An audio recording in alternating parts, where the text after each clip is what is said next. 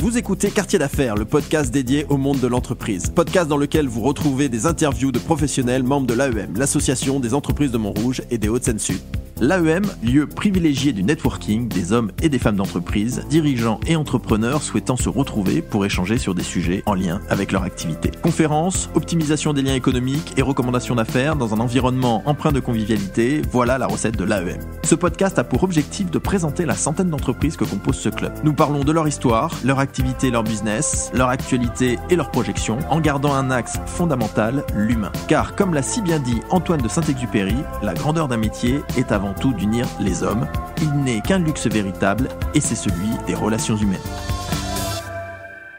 Pour ce nouvel épisode de Quartier d'affaires, j'ai le plaisir d'être en compagnie de Yann Attal. Bonjour Yann. Bonjour Geoffroy, merci de m'accueillir. Avec grand plaisir Yann, tu es le fondateur, le patron, le gérant de la brûlerie. La brûlerie qui est spécialiste du café. Parle-nous un petit peu de ce projet, de cette belle entreprise que tu as. C'est ça, ouais, tout à fait. Donc, je suis le fondateur de la brûlerie de Montrouge, qui est en gros un atelier de torréfaction en plein cœur de Montrouge. Et c'est aussi un coffee shop, donc un lieu de dégustation. Et également une boutique, en fait, où on propose des produits à des clients en B2B, mais aussi en B2C. Donc, on propose du café de spécialité fraîchement torréfié donc à Montrouge, dans notre boutique. Également du thé et des infusions. Et aussi, on propose depuis peu des ateliers de découverte de café autour de la dégustation, de la torréfaction et puis également du latte art, parce qu'il y a une grande mode autour du latte art. Et voilà, et puis également pour le B2B, on propose des solutions machines pour les entreprises qui souhaiteraient abandonner leurs capsules pour passer à du vrai café, grain, c'est ça. Ou moulu, parce qu'en fait, tu proposes du café en grain évidemment aux entreprises, ouais. Donc tu amènes aux entreprises, mais en fonction, je crois, de...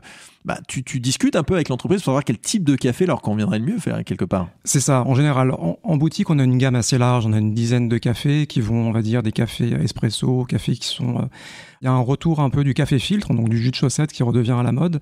Mais pour les entreprises, en général, l'idée, c'est quand même de proposer des cafés qui soient assez consensuels, qui soient sur des notes un peu chocolatées, des notes de noisettes, et donc pas forcément des cafés qui sont trop sur l'acidité. Parce que dans le café de spécialité, on a vraiment un panel très large de cafés qui peuvent aller aussi sur des goûts fruités, floraux, acidulés. Et pour ça, la meilleure extraction, ça sera pas forcément les machines à grains ou les machines espresso, mais plutôt le filtre ou le piston. Voilà. Il y a quand même quelques boîtes, notamment des jeunes, qui reviennent à ça. On travaille avec Cube, une société montrougienne, qui eux sont équipés d'une machine à filtre et ils nous commandent chaque mois plusieurs kilos de café pour faire du filtre. L'intérêt, c'est quoi ? C'est d'avoir une proposition, parce qu'on sait que le café est un moment hyper important. Il n'y a pas de business qui se fait sans café. Le café dans l'entreprise est essentiel. La machine à café, le moment où on se retrouve, le moment où on génère du small talk avec ses collègues, ses collaborateurs. Donc c'est un endroit hyper important. Et toi, tu es au cœur de cet endroit-là. Et dans l'entreprise, tu vas proposer justement quelque chose de qualité. Il n'y a rien de pire que dans l'entreprise d'avoir une machine à café de base où on a un café de très mauvaise qualité alors que c'est un moment qu'on attend, qui est essentiel. Et donc toi, tu interviens pour dire à l'entreprise, non mais on va faire de ce moment-là un moment de team building quelque part où vous allez mettre en avant l'importance que vous donnez à vos collaborateurs parce que vous rigolez pas sur le café. Donc c'est une communication presque d'optimisation de la relation humaine dans l'entreprise. C'est ça, ouais, tout à fait. Bon, ça peut être à la fois, effectivement, comme tu disais, pourquoi pas aussi un élément de motivation pour les salariés, un élément important gustatif pour les clients lorsqu'une entreprise reçoit ses clients. Et puis surtout, ça s'inscrit aujourd'hui, je pense, dans une démarche RSE, c'est-à-dire qu'il y a beaucoup d'entreprises qui ont des capsules, des machines à capsules Nespresso. Donc c'est quand même une hérésie, en fait, sur le plan écologique, parce qu'on n'a pas besoin de mettre le café dans un enrobage plastique ou un enrobage métal. Donc on génère beaucoup de déchets. Et ce qu'on sait peut-être un peu moins, c'est que le coût d'une capsule, c'est en général minimum 40 centimes. Versus une machine à grains, enfin un capsule avec une machine à grains, ça coûte moins de 20 centimes. Donc il y a quand même une économie. Donc on divise par deux le coût du café tout quand même. Bon, moyennant l'investissement dans une machine à grains, mais cet investissement est très vite rentabilisé avec un café de quand même de bien meilleure qualité que et puis des capsules. Il y a une histoire derrière, c'est-à-dire que tu arrives et tu expliques et puis tu peux. Enfin, il y a quelques. On te demande parfois puisque tu amènes le café, d'expliquer un peu, de faire un atelier ou des choses comme ça en entreprise ou pas ? Alors là, depuis peu, on fait quelques ateliers. On a plutôt fait des ateliers pour nous tester avec des clients en B2C, donc chez nous. On propose depuis peu effectivement des ateliers à des entreprises, mais en général, ce qu'on fait, c'est que lorsqu'on livre certains cafés, on fait une fiche descriptive sur l'origine du café, la ferme, parce qu'en fait, on fait que du café de spécialité. Donc, le café de spécialité, c'est quoi? En fait, il y a une grande mode autour de ce café. C'est un peu la crème de la crème du café. C'est vraiment du café traçable qui vient de petits producteurs, donc du monde entier, qui ont la volonté de faire que du café sans défaut, de très grande qualité. Et en général, ces cafés sont notés par ce qu'on appelle des Q-graders, qui sont des dégustateurs certifiés, qui mettent une note jusqu'à 100. Et si le café est noté supérieur, enfin une note supérieure à 80, ça veut dire que c'est du café de spécialité. Alors ceux qui sont notés au-delà de 90, c'est en général des grands crus. Mais voilà, donc nous, on est vraiment que sur du café au-delà de 80, quoi. C'est ça, ouais, tout à fait. Tu parlais d'ateliers de dégustation oui. que tu proposes à tous ceux qui le souhaitent. Donc là, ça se fait à la brûlerie.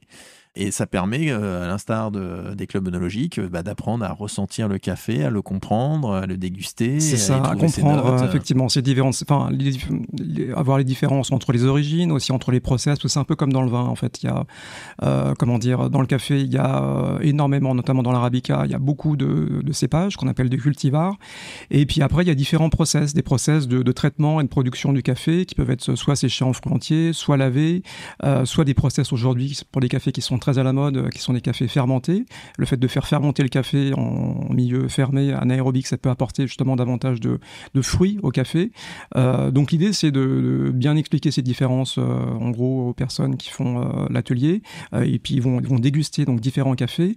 Et aussi percevoir, en gros, la différence entre un café qui est légèrement torréfié ou un café qui est un peu plus torréfié, parce qu'on va pas aller chercher, en gros, le même profil aromatique en fonction également du degré de torréfaction qu'on va appliquer au café, quoi, au grain. Et si je suis intéressé, parce que évidemment, je suis un particulier, je suis intéressé, je viens à cette dégustation, mais je suis une entreprise, je peux venir voir, te rencontrer à l'occasion de cette dégustation. On peut faire aussi des ateliers de dégustation sur site, enfin dans les entreprises, ça c'est également possible. Mais du coup, quand tu fais cet atelier de dégustation, c'est le vendredi, c'est ça, je crois. Hein. Alors là, pour l'instant, c'est plutôt, on fait des ateliers, on va dire, assez courts. Pour vendredi à 13h. Voilà, mais après, on peut faire des ateliers sur mesure. Mais ce vendredi à 13h, je peux venir te rencontrer. C'est-à-dire que je viens à 13h, je te rencontre, j'ai écouté le podcast, je dis ça m'intéresse, allez, je vais aller voir Yann à la brûlerie, vendredi à 13h, du coup, petit atelier, discussion avec toi, et là, atelier spécifique dans l'entreprise qui peut déboucher, quoi. Tout à fait. Donc l'idée, c'est de faire goûter, alors sous forme d'une dégustation professionnelle qu'on appelle cupping. Le cupping, c'est quoi? C'est en gros, on prépare plein de bols de café, un peu comme si on faisait un café à la turque, qu'on laisse infuser, et on va déguster ce café avec une cuillère, pour apprécier les qualités du café. Donc ça permet de déguster plein de cafés et de voir vraiment les différences sensorielles entre des cafés selon différentes méthodes et aussi selon différents types de torréfaction. Puis après, l'idée, c'est de déguster ensuite un café en espresso pour voir la différence d'extraction entre les deux, quoi. Quelle belle idée. On va faire une petite chronique, Yann, pour apprendre à te connaître un peu mieux. La chronique Portrait chinois.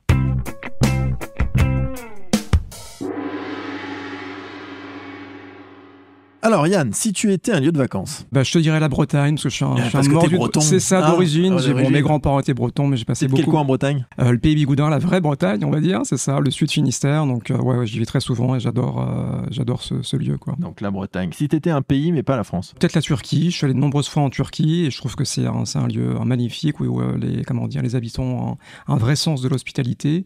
Et puis il y a une grande richesse à la fois sur le plan des paysages, sur le plan historique. Il y a beaucoup de choses à visiter. Et je trouve que c'est un pays vraiment très riche. Si tu étais un animal? Je suis pas trop un mordu d'animaux, je te cache pas. Donc je te dirais peut-être des canaris, parce que mon frère avait beaucoup de canaris quand j'étais petit. Et voilà, ça faisait un peu partie de notre quotidien quand on était enfant.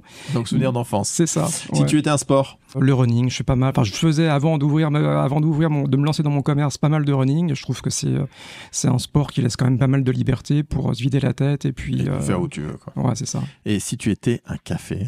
Écoute, moi je suis assez fan de café d'Afrique, en particulier de certains cafés du Rwanda qui peuvent avoir des profils vraiment très fruités, voire floraux, et je trouve que c'est vraiment des cafés assez exceptionnels. Et on est sur du grand cru ou pas? On est sur des cafés supérieurs à 86, 87, en tout cas en termes de notation, et plutôt des cafés qui seraient préparés non pas en espresso, mais en filtre. Yann, qu'est-ce qui t'a amené vers le café? En fait, c'est une reconversion. Comme beaucoup de gens qui sont dans la torréfaction, la grande majorité font des reconversions. Moi, j'ai fait pendant plus de 20 ans du contrôle de gestion dans des grands groupes, et en particulier Absolument rien à voir. C'est ça, ouais. Outre le fait que tu devais en boire beaucoup pour rester éveillé, mais rien à voir. Ouais, donc j'ai fait pas mal d'années dans le nucléaire. Et puis après, j'ai eu un peu, comme pas mal de, on va dire, dire, de cadres qui étaient un peu en manque de sens ou de repères dans leur métier, où mon métier consistait justement à produire de l'information ou du conseil auprès de managers. J'ai eu envie de me recentrer sur un métier plutôt centré sur l'artisanat. Et donc, je suis fan de cuisine, je suis fan de vin, et petit à petit, j'ai découvert un peu le café spécialité par hasard, comme beaucoup de personnes. Quand on goûte un café de spécialité, on a l'impression de boire du café pour la première fois. Et je me suis dit, pourquoi pas me lancer dans ce secteur, sachant qu'il y a un vrai boom depuis une dizaine d'années en France autour du café de spécialité. Il y a une recherche vraiment. Tout à fait, ouais. Donc j'ai fait différentes formations. J'ai été accompagné notamment par deux MOF, deux meilleurs ouvriers de France, Michael Portanier et Paul Anerfi, qui m'ont permis justement d'atteindre un bon niveau assez rapidement et d'être sûr du produit que j'allais proposer à mes clients au moment de l'ouverture. Pour te trouver ? Alors on est en plein cœur de Montrouge, au 73 avenue de la République. On est ouvert. Si je suis une entreprise, comment je fais ? Il y a un site internet, on a également un site internet. Alors pour l'instant, c'est juste un one page. On prévoit, il y a un site de e-commerce qui est en construction. Okay. On est également sur Instagram, sur LinkedIn. Et je suis une entreprise, pour te contacter, c'est quoi le mieux ? Sur le site internet, j'ai tes coordonnées ? C'est ça. C'est quoi ton site ? Tout à fait. Alors c'est brûleriedemontrouge.fr. Tout attaché ? brûleriedemontrouge.fr. Ouais, tout à fait. Et là, j'arrive et je trouve contact et je t'appelle et je te dis, viens dans mon entreprise pour faire une dégustation, ça m'intéresse. C'est ça, tout à fait. Eh bien, génial. Super. Merci Yann. Merci à toi. Merci de m'avoir accueilli. Nous espérons que cet épisode vous a plu. Retrouvez-nous sur votre plateforme de streaming préférée. Si vous avez aimé ce podcast, notez-le, 5 étoiles c'est mieux, et partagez-le. Si vous êtes une entreprise montrougienne ou des Hauts-de-Seine-Sud, visitez le site internet de l'AEM, www.entrepriseaupluriel-montrouge.net, ainsi que ses réseaux sociaux. À très vite pour le prochain épisode du podcast de l'AEM.